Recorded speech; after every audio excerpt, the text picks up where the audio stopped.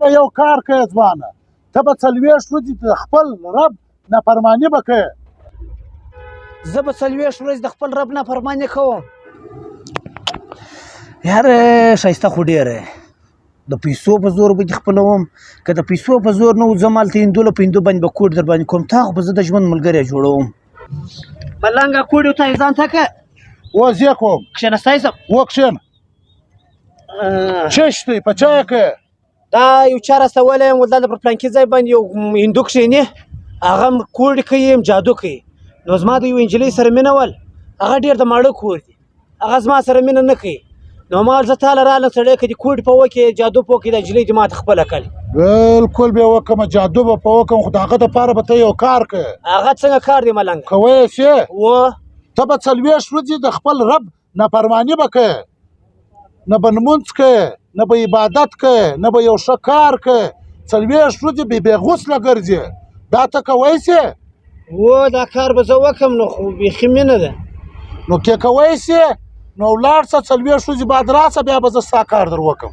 ښه بیا 40 ورځې بعد دا کار 40 ورځې بعد به ته راځې ماله. دا یو کار به هم نه کوې چې دا ما درته ویلي دي. سمه ده سیدي، بیا زه راځم ملنګ صاحب. ورشه.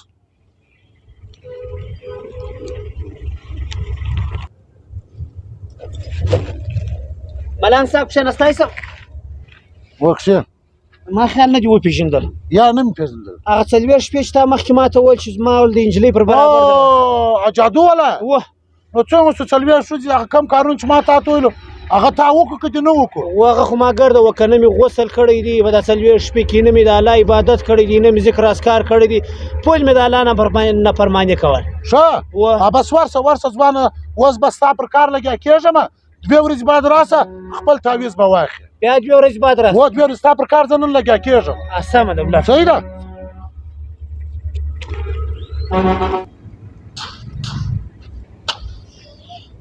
څو ملنګ صاحب تا زما کار وکړي د خیر؟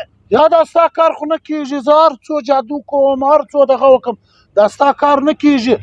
ستا ایمان در اوسه لا ټیټ دی. تا در اوسه هغه کارونه نه دي کړي کم چې ما درته ویلي. ملنګ صاحب ستا کم کارونه ما ته ویلي او ما په هغو کې یو نه دی کړی، نه مې غسل کړی دی، نه مې د الله ذکر و اذکار کړی دی، نه مې عبادت کړی دی، چې زه ستا څه ولاړ شوی یم د رب نافرمانه وړی. نه شي کېدلی، دا کېدلی نه شي. تا چې دا کارونه نه وی کړي، دا زما جادو به اثر کولی. تا دا کار نه دی کړی ځوانه، ته دې ښه سوچ پر وکړه پر دا خبره باندې. ما سوچ کړی دی، زه ما دی کار نه دی کړی چې ما سره راځي. نه نه نه نه نه نه نه زه درته وایم سوچ پر وکړه. دا ستا جادو که څه اثر نه کړي، دا 2 ورځې کې زما بل کار نه دی کړی، دا ستا پر کار لګیا یم. ته سوچ پر وکړه. او ملنګ صاحب اوس په یاد راغله. چش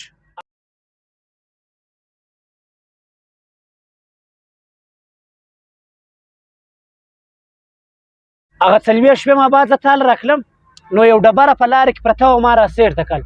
نو مې د ځانه سره دا سوچ وکړ چې دا ډبره سیټ ته کړه، یو انسان به را روان وي کې وموښلېږي، یا به مړ سي، یا به خوږ سي، یا به ګاډۍ پر چپه سي. ستا ایمان در اوسه الله پاک دومره مضبوط ته دله پرېښی دی. دا ستی رب دا جادو چې نه کېدی، دا د کشنیک کاره سه ستا ایمان در اوسه دومره تکړه دی. اور موږ څومره غلط یو. بېشکه چې الله یو دی، شریک نه لري. ستا د دا کشنۍ ډبرې تا د روډه وغورځوله، بیا هم ستی رب ستا ایمان دومره مثبته کړی دی. نو نن زه هم پر دغه ځای باندې توبه کاږم، مسلمانېږم، لا اله الا الله محمد رسول الله، چې الله یو دی، شریک نه لري. بېشک مسلمانانو وروڼو د دې ویډیو صرف یو مقصد دی، که کوم مسلمانان دا رنګه په ګناه واخته دي یا په نورو ګناه واخته دي، نو الله تعالی ډیر غفور رحیم دی. الله تعالی هر وخت مسلمان معافوي. نو توبه وکاږئ او دا ویډیو زیاده سره شیر کړئ.